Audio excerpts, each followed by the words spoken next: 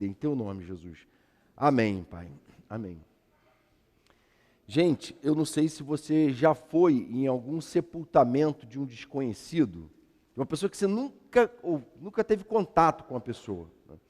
Talvez você nunca tenha tido essa experiência, porque realmente, normalmente a pessoa vai no sepultamento de pessoas conhecidas, mas a gente que é pastor não tem jeito. Volta e meia a gente tem que ir no sepultamento de alguém que a gente nunca viu na vida, mas é parente de alguém da igreja, e a pessoa da igreja chamou a gente para ir.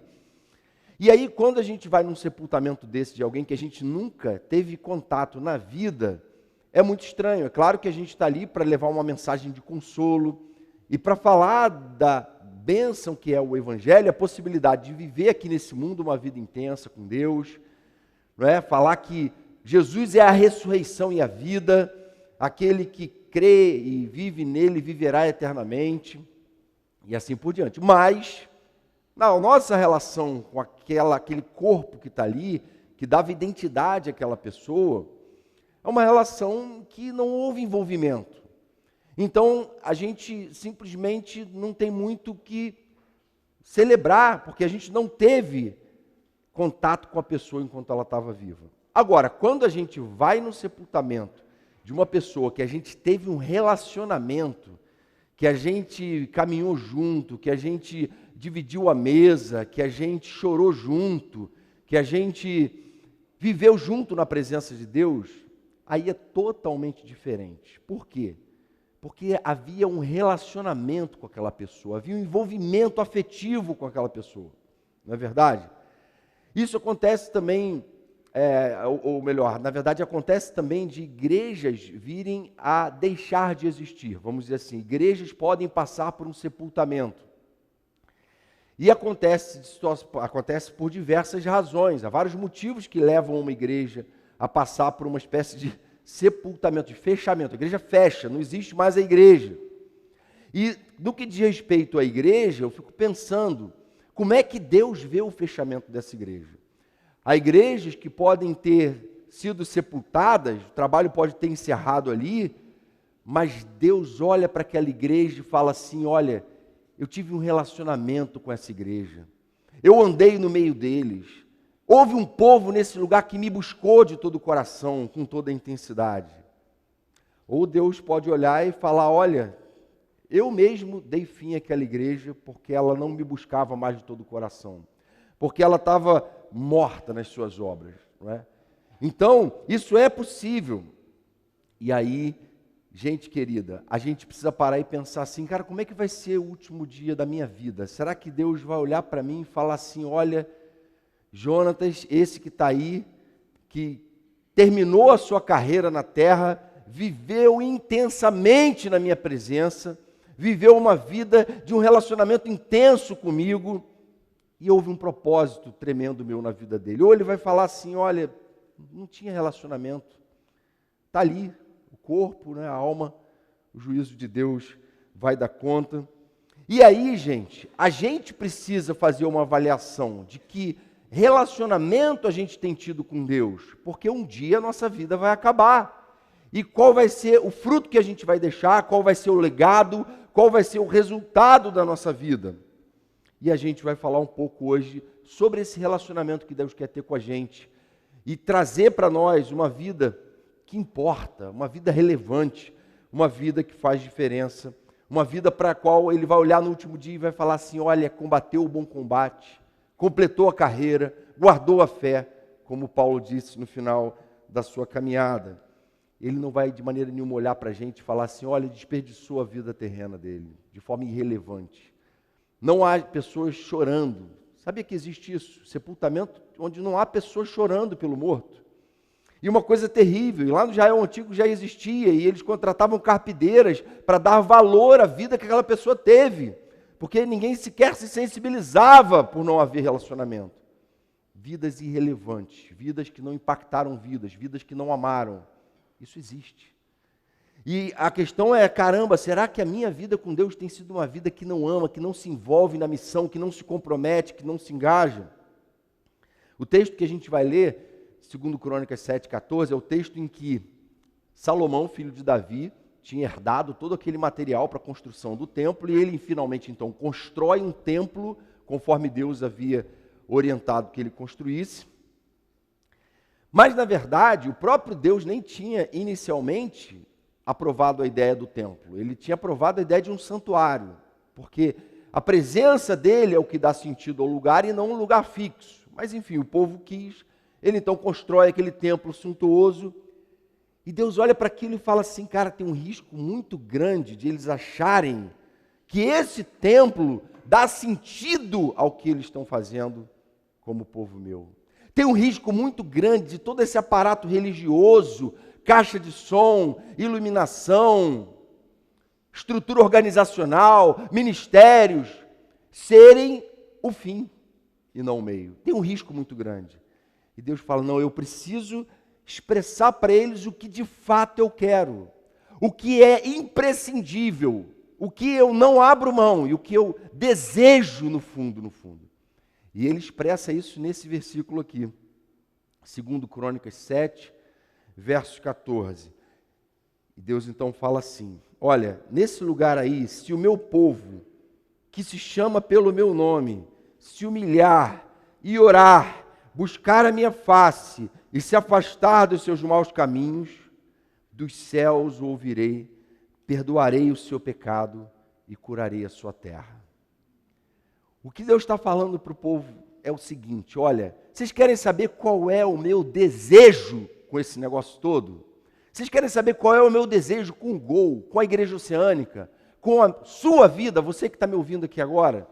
O meu desejo é ouvir você, perdoar os seus pecados e trazer cura para a sua vida.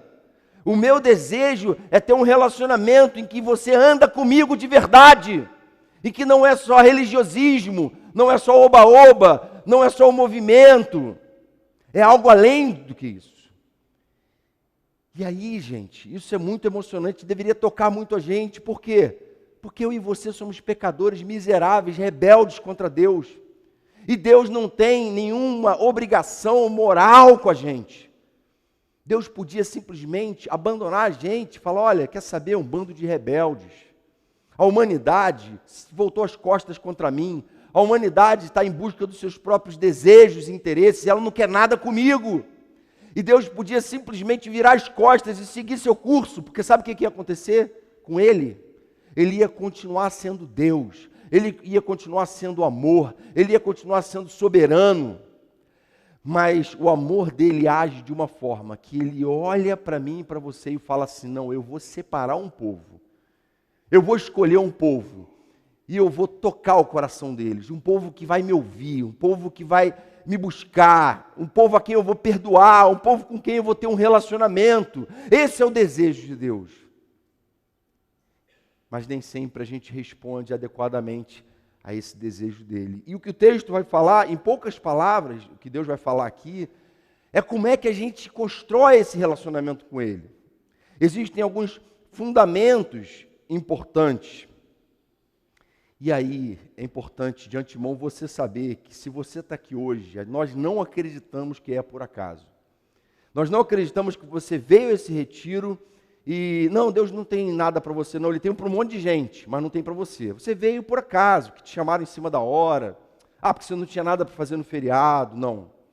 Nós não cremos assim. Não é por isso que o Gol tem orado, tem jejuado ao longo das últimas semanas, não é por isso que a gente levantou um clamor para que o Senhor mesmo separasse cada um que deveria estar aqui nesse lugar. Então, se você está aqui hoje, a gente crê que é porque Deus tem um desejo para a sua vida, um desejo de estabelecer com você um relacionamento intenso e verdadeiro. E Ele vai dizer para a gente aqui como é que esse relacionamento tem que acontecer. E a primeira característica desse relacionamento, segundo Deus, para que essa resposta dele venha, é que a gente aprenda a adorar o seu nome. Se o meu povo que se chama pelo meu nome, se esse povo que eu separei, se esse povo que eu amo, se esse povo que eu trouxe ao Go Camp, se esse povo que eu tenho feito caminhar ali na Oceânica, ou mesmo que é visitante, se esse povo com quem eu me identifico se humilhar, A humilhação é o primeiro passo. A humilhação é o ato de a gente se curvar diante de Deus, de reconhecer que Ele é Deus e de reconhecer quem nós somos. Eu lembro que antes de eu me converter, eu já tinha ido em retiros, eu ia à igreja às vezes, eu conhecia as músicas, e eu ficava meio assim, não entendo muito o que está cantando, até sei o que eles estão cantando, mas não entendia muito algumas coisas. E às vezes até cantava sem entender. E mesmo nos primeiros dias da minha conversão, eu ficava um pouco confuso com o sentido das músicas. Porque eu ainda não havia passado por um novo nascimento. Eu ainda não havia passado por esse Pentecostes pessoal, o Espírito ainda não havia se derramado, e eu ainda não havia me tornado um adorador. Porque o verdadeiro adorador de Deus, ele está sensível a cada palavra que é cantada. Ele tem desejo de adorar e engrandecer a Deus. Ele, diferente de Adão e Eva, que queriam ser como Deus, ele fala assim, não, eu não quero ser como Deus. Eu sei quem Deus é, e eu não vou ser todo-poderoso, eu não vou ser soberano, e eu sei quem eu sou. Então a adoração, em primeiro lugar, é essa consciência de quem Deus é e de quem eu sou. E isso muda tudo. Tem muita gente que fala assim, não, o importante mesmo é a missão, né? A gente tem que cumprir a missão, a gente tem que subir o morro, a gente tem que fazer ação social, a gente tem que evangelizar. E é verdade, a gente tem mesmo que fazer isso. Mas antes da missão, o que é mais importante do que a missão é a adoração. Porque se houver missão sem adoração, gente, a gente vai usar a missão para justificar o nosso pecado. E a gente vai trabalhar muito, mas viver uma vida que não agrada a Deus. Fazendo coisas, dizendo que são para Deus. Mas quando a gente adora a Deus, quando a relação correta está estabelecida, aí tudo que a gente faz sentido. Aí a gente pode arregaçar as mangas e cumprir a missão. Porque a glória da missão é a glória de Deus. Porque aí existe uma relação correta. E aí existe relacionamento com Deus. A nossa adoração não é importante para Deus. A nossa adoração não muda a Deus. A palavra de Deus diz que Deus é imutável. Mas ela muda a gente. É porque a gente tem uma natureza soberba, prepotente, orgulhosa, arrogante, rebelde contra Deus, que a gente precisa necessariamente expressar adoração, exaltar a Deus, engrandecer o nome dEle, cantar o que a gente cantou aqui, e fazer desse um ato constante na nossa vida, para o tempo todo, o nosso ego, que o tempo todo sabota a si mesmo, que quer se destruir, chafurdado em pecado, fique no seu lugar. E a gente deponha a idolatria do nosso próprio ego, da nossa própria vontade, da nossa própria visão de mundo, dos nossos achismos. Eu já vi gente falar assim, não, minha visão de cristianismo é um pouco diferente da sua. Pô, mas eu não tenho uma visão pessoal de cristianismo. Eu vou para a palavra buscar a visão de cristianismo que Jesus tinha. E aí é isso que acontece quando alguém não é um adorador de verdade. Ele cria a sua própria visão de cristianismo. Ele cria as suas interpretações livres e pessoais da palavra. E não se conforma em as coisas serem como foram. Mas aí o que João Batista, que foi o maior homem que pisou nesse mundo, segundo Jesus disse, entre os nascidos de mulher não houve nenhum como ele. Ele olhou para Jesus e falou assim, agora importa que ele cresça e que eu diminua. Amém? Importa que ele cresça, eu preciso adorar a ele. Ele é a razão da minha missão, ele é a razão de tudo que eu falo, de tudo que eu prego, de tudo que eu faço. Então, se eu deixo de fazer alguma coisa, ou faço alguma coisa, não é por minha causa, é por causa dele. Porque eu preciso aprender a viver essa relação de adoração. O apóstolo Pedro diz assim, humilhem-se debaixo da poderosa mão de Deus, para que ele no tempo oportuno os exalte.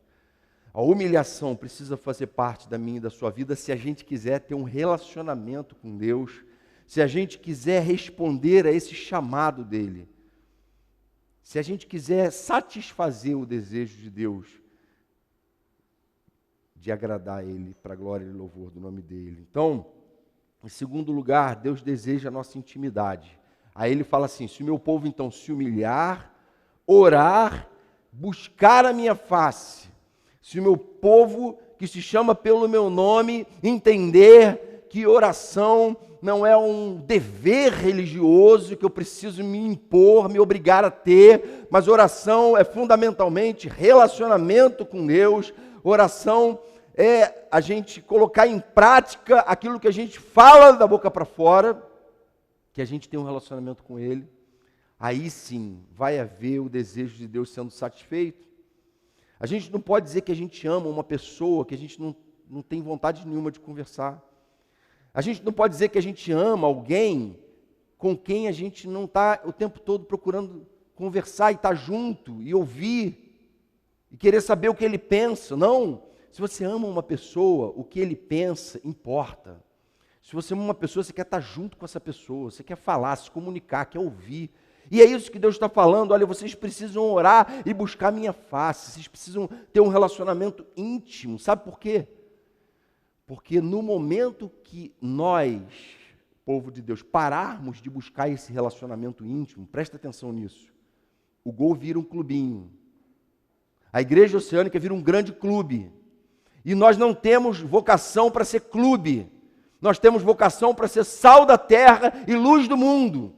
Nós temos vocação para cumprir uma missão, para ser perseguidos.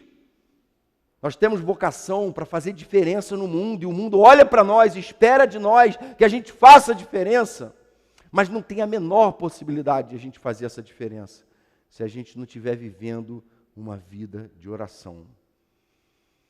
Algumas pessoas que estão aqui me ouvindo agora estão enfrentando uma luta terrível contra determinados pecados. E eu pergunto, você tem orado todo dia por isso? Senhor, eu não me conformo em viver de novo cometendo esse mesmo pecado, Senhor. Senhor, eu não me conformo, eu não fui chamado a isso, eu fui chamado à santidade. Há pessoas que estão vivendo aqui, que estão diante de decisões importantes na vida, e às vezes decisivas, sobre carreira, sobre ministério, sobre relacionamento. E a pergunta é, você ora todos os dias por isso? Há pessoas que estão vivendo dramas existenciais, talvez depressões, e você tem derramado essa alma diante de Deus, igual o salmista fazia. Você tem se aproximado dele e clamado a ele para que ele intervenha e traga cura, consolo, conforto, para que ele te fortaleça. Gente, eu estou convertido há 30 anos, não houve um momento nesses 30 anos que eu não precisasse buscar a Deus em oração, não houve. E o dia que eu oro menos e exercito menos a oração, eu sinto que eu falhei, e muita coisa às vezes pode desandar por causa disso.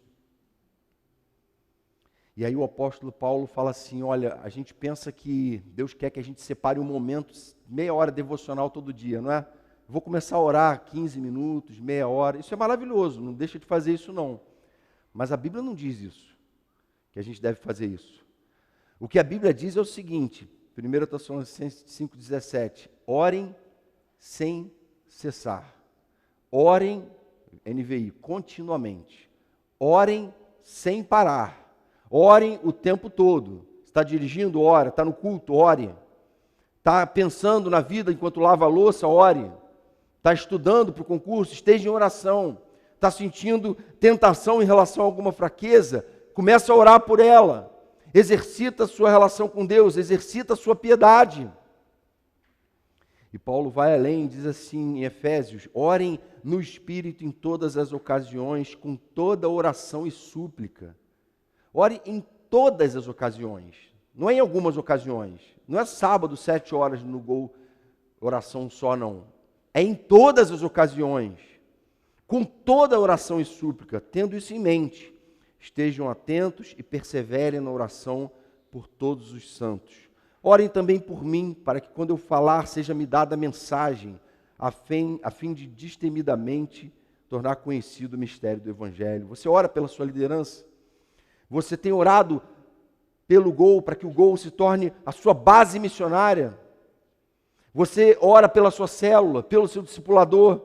Você tem orado e impregnado a sua vida de oração? Porque senão, não tem como viver uma vida de relacionamento íntimo com Deus. Não tem como essa resposta de Deus acontecer. Não tem como o desejo de Deus ser satisfeito.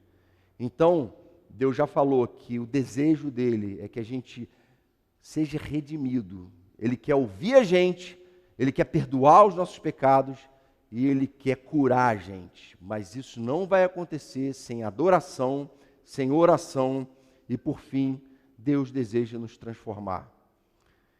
Não existe relacionamento com Deus sem uma vida transformada. E ele conclui aqui no verso 14, no final: e se meu povo então se afastar dos seus maus caminhos. A gente vive num tempo em que uma graça barata é pregada, em que muitos pregadores evitam falar de pecado. Eu ouvi um pregador, talvez um dos mais populares nas redes sociais, no YouTube, está viralizando geral, cara. Numa entrevista no Danilo Gentili, o Danilo Gentili falou: qual é o segredo do fenômeno que você se tornou na internet? Ele falou: é muito simples. Eu não entro em assunto polêmico. Eu não vou entrar em questão, né, em outras, só faltou ele completar assim: eu não vou ficar perdendo meu tempo igual a Jesus, confrontando as pessoas, né? Eu não vou ser profeta. Não, eu vou fluir de acordo com a filosofia do tempo. Eu vou ser um coach bacana, um cara que, com pensamento positivo, com palavras assertivas. E, infelizmente, a gente tem visto pastores que a gente admirava se tornarem coaches, se tornarem pessoas que estão dando conselhos bacanas. Já não são mais profetas que anunciam a palavra, que falam de pecado, que falam da necessidade de conserto, que falam desse Deus que, apesar de quem nós somos, pela sua graça e bondade, decide se dirigir em nossa direção. E aí o profeta Isaías diz assim: olha, gente, as suas maldades separam vocês do seu Deus. Os seus pecados esconderam de vocês o rosto dele. Os nossos pecados cauterizam a nossa consciência, petrificam a nossa consciência. E a gente deixa de ter desejo por Deus por causa dos nossos pecados. E a gente vive uma vida nominal quando a gente começa a tolerar certos pecados na nossa vida. Sabe o que é o cristianismo nominal? Não sei se você conhece, por exemplo, católicos assim, mas a vida toda eu conheci católicos que não frequentavam nem a igreja, muito menos liam a Bíblia. Mas se você perguntasse qual é a sua religião, eu sou católico. E a gente, às vezes, vê essa tendência a acontecer hoje em grande parte da igreja evangélica. Gente que frequenta uma igreja evangélica, que vai nas programações, mas não tem trazido o evangelho para a vida, não está preocupada em ser discípulo de Jesus. E aí, comumente, quando eu vou fazer algum batismo, eu falo assim: olha, você que está se batizando agora, lembre-se de uma coisa, muito mais importante do que as pessoas saberem que você é membro da igreja oceânica, elas têm que olhar para a sua vida e dizer assim: olha, eu não sei nem de que igreja ele é, mas ele é um discípulo de Jesus. Ele anda com Jesus, ele quer mais de Jesus na vida dele. Ele leva a Bíblia a sério. Mas de que igreja ele é? Não sei. Mas eu vejo Cristo nele. Eu vejo que o compromisso dele com Deus é real. E você pode dizer que lá no lugar que você trabalha, que você estuda, as pessoas que convivem com você e que não conhecem esse evangelho, olham para a sua vida e falam a mesma coisa? Porque esse deve ser o nosso objetivo, que é a nossa vizinhança, quem mora com a gente, olhe para a gente e fala: olha, meu filho está totalmente transformado. O que essa igreja está fazendo com meu filho? Que ele hoje é uma pessoa prestativa, uma pessoa amorosa, uma pessoa sábia, uma pessoa trabalhadora, estudiosa, uma pessoa cada vez mais virtuosa. E ele não era assim. Era um parasita. Gente, isso é santificação. É a nossa vida começar a refletir o caráter de Cristo. E aí, a gente vive o verdadeiro evangelho. E contra, então, esses pregadores da graça barata, Jesus diz o seguinte: olha, se a justiça de vocês não for muito superior à dos escribas e fariseus, vocês jamais vão entrar no reino dos céus. É interessante que esses pregadores da graça barata, eles costumam falar assim: ah, não, esse pessoal que fica falando muito contra o pecado, tem que parar de pecar, tem que se santificar, é um pessoal meio fariseu. E aí, essa pregação sobre santificação é meio confundida com farisaísmo, né? Mas você já notou que Jesus nunca condenou os fariseus por aquilo que eles faziam de certo no cumprimento da lei? Jesus sempre condenou os fariseus exatamente por aquilo em que eles desobedeciam à lei, por aquilo em que eles mascaravam a sua vida de pecado. Então Jesus denuncia os pecados dos fariseus, ele não denuncia o fato de eles serem verdadeiros zelosos pela lei. Isso que esses pregadores às vezes fazem. E Pedro então cita a lei dizendo assim, olha, assim como é santo aquele que os chamou, sejam santos também em tudo que fizerem, pois está escrito, sejam santos, porque eu sou santo. Santidade é o que o Senhor espera de nós. Por isso ele fala assim, olha, o meu desejo de ter um relacionamento íntimo com vocês vai se cumprir sim, quando vocês se humilharem em adoração verdadeira e sincera, quando vocês aprenderem a viver uma vida de oração, de intimidade com Deus. Mas não adianta você ter essas duas coisas se você não tem procurado transformação que vem a partir da obediência ao Evangelho. Você precisa ser santo. É isso que ele está falando. Spurgeon dizia que a santificação é o lado visível da salvação. Então, o salvo, presta atenção nisso, é sempre alguém que está em busca de santificação. Não existe a figura de alguém que é salvo para sempre, como a gente crê, mas não está nem aí para a salvação. Então, se você fala assim, olha, Jonas, mas eu não estou nem aí muito para a salvação não, mas eu sou salvo. Eu falo, pode ter certeza que não é. Questione sua salvação. Fale, Senhor, misericórdia, porque eu estou vivendo chafurdado no pecado, não estou nem aí para isso, e estava achando que estava salvo. Não está. O Senhor diz assim no verso 16, escolhi e consagrei este templo para que o meu nome nele esteja para sempre. Ele escolheu a mim e a você como povo dele, que se chama pelo nome dele, e tem que ser santo como ele é santo, porque esse é o DNA do cristão. Essas são as características que diferenciam a gente de um incrédulo, de alguém que não vive numa aliança com Deus. Então, queridos, guardem essa palavra no coração, esses caminhos, e você não tem dúvida nenhuma que você, cumprindo essas coisas, vai viver um relacionamento íntimo com Deus e vai satisfazer o desejo dele. Então, a gente, aplicando aqui para a gente concluir, primeira aplicação, siga se esvaziando de si mesmo e se enchendo de Deus. Tem coisas que a gente faz que trazem um prazer terreno e carnal para a gente, e tem coisas até que são prazeres lícitos que a vida oferece para a gente. O problema é que a gente fica viciado em só gastar tempo com essas coisas. Videozinho engraçado, no Rios, redes sociais, né? Séries Netflix, maratonando. A gente gasta um tempo enorme com o nosso lazer. A gente sempre tem tempo para ele. A gente arruma um tempo para ele. E aí a gente senta no sofá e injeta aquele relaxamento, aquele ânimo. E a gente vai vivendo uma vida improdutiva, uma vida que não frutifica, que não faz diferença, porque a gente simplesmente está considerando como prioritário aquilo que não é. E às vezes a gente vive só fazendo coisa que enche a nós mesmos e não nos esvazia. E pouco tempo a gente tem para buscar as coisas de Deus, não é? O pastor Renato Vargas de vez em quando solta uma citação que eu acho muito relevante, não é? Muito importante. Ele fala assim, olha, a gente vive numa geração que fala muito em avivamento, mas frequenta pouco reunião de oração. Todo mundo quer avivamento, todo mundo quer, poxa, experiências poderosas, tremendas, impactantes. Pô, beleza, vamos para a reunião de oração? Pô, cara, sábado, 7 horas, não vai dar não. Pô, vamos então, discipulado? Pô, discipulado está meio difícil, minha agenda não tem tempo para discipulado. Eu até tenho discipulador, mas a gente está se encontrando a cada 2 meses, porque é o que dá. Então, assim, quando se trata das coisas de Deus, é sempre tudo muito difícil, já percebeu isso?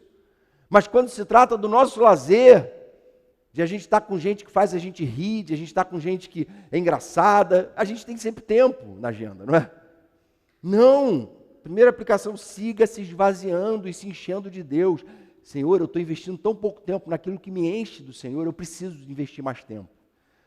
Eu estou lendo pouco a Tua palavra, eu vou começar a ler mais, eu vou começar a ler sistematicamente. e vou procurar crescer, e não vou perder mais um fim de semana de treinamento, e vou estar todo sábado lá 7 horas orando com a galera, preparando meu coração para esse momento de adoração, porque eu quero voltar para casa no sábado à noite com o coração transbordando da presença de Deus. Segunda aplicação, ore sem cessar. Vamos tentar aprender isso, gente. Vamos tentar aprender isso. A não compartimentalizar a oração na nossa vida, a não separar só alguns momentos do dia ou da semana para orar. Vamos tentar aprender que Deus é um Deus onipresente, Ele está presente, e mais do que isso, Ele diz que o Espírito dele habita no nosso corpo, e o nosso corpo é templo, é santuário de habitação do Espírito dele. Então, se eu e você dizemos que vivemos num relacionamento com Deus e que somos santuário de habitação do Espírito dele, como é que a gente não gasta tempo orando? Como é que a gente não fala com ele? É uma situação que não tem nenhum cabimento. E aí não tenha dúvida nenhuma de que muitos dos seus conflitos, muitas das suas crises vão se dissolver quando esse relacionamento em oração se intensificar. Muitas das questões da sua alma, muitos desses nós que a nossa natureza pecaminosa faz com a gente, vão começar a ser desatados. Muita coisa que era difícil a gente superar, vai começar a ser superada de forma fácil, porque o Espírito Santo, pelo poder dele, a gente vai, em oração, superar muita coisa. Imagina a gente ter um terapeuta 24 horas disponível para a gente, para ouvir a gente, para a gente derramar nossa alma diante dele. É isso que Deus é para a gente. Alguém que está ali pronto a ouvir a gente e a vir em nosso auxílio e resgatar a gente das nossas próprias crises. Terceira e última aplicação, nunca desista de buscar pureza. Nunca seja refém da sua própria natureza pecaminosa. Nunca seja refém de uma cultura depravada e pervertida, de Anitas, de sei lá quais outras bandas e músicos populares que tem hoje. Nunca seja refém dessa cultura popular, essa cultura pop. A cultura pop está totalmente corrompida. Rihanna, essas coisas. Tudo corrompido. Você tem que ler esse negócio todo. Passou já a Rihanna? Rihanna tem 15 anos já que ninguém ouve, né? Mas eu parei nela. Então, gente, eu esses dias passando, zapeando a televisão, pô, MTV, que maneiro, na década de 90 eu assisti MTV, deixa eu ver como é que tá esse negócio, deve ter uns clipes maneiros, né? Cara, não dá para assistir nem 5 minutos de MTV, eu não consegui, né? Então, assim, a cultura pop está escrava da Babilônia, né? Está totalmente permeada por iniquidade, e nós não somos o povo que vamos ficar alimentando o nosso coração dessa porcaria. A gente é o povo que vai falar, cara, que lixo, não consigo nem assistir esse negócio. Abominação, abominável isso, né? E a gente vai então se separar, por quê? Porque eu estou buscando pureza, cara, essas coisas só me fazem mal, só alimentam o lado negro da força, né? E eu quero buscar a pureza que vem de Deus, eu quero viver como um verdadeiro discípulo de Jesus. Amém? Vamos fazer uma oração? Senhor querido, quem somos nós para ser alvo da tua bondade, do teu amor, da tua graça, do teu desejo? Mas o que a tua palavra acabou de dizer para nós é que o teu desejo é que a gente, Senhor, ouça a tua voz, e o teu desejo é nos ouvir, perdoar os nossos pecados e trazer cura para nós. Senhor, a gente não quer ser um povo que se omite diante desse desejo expresso teu, mas a gente quer ser um povo que te adora, que te busca, que vive um relacionamento íntimo contigo, e que esse retiro, Senhor, seja um marco no sentido desse relacionamento verdadeiro e intenso começar na vida de cada um dos meus irmãos, Senhor. Que o Senhor fale em cada célula que vai se reunir, que o Senhor fale através de cada palavra que vai ser ministrada, de cada momento de oração, Senhor. Que isso que a gente quer viver lá no nosso dia a dia seja vivido intensamente aqui durante esses dias, Senhor. Que o Senhor venha nos ensinar a ser gente que ora sem parar, que gente que vive um relacionamento intenso, transbordante da Tua presença. Em Teu nome te pedimos, Jesus. Amém, Pai.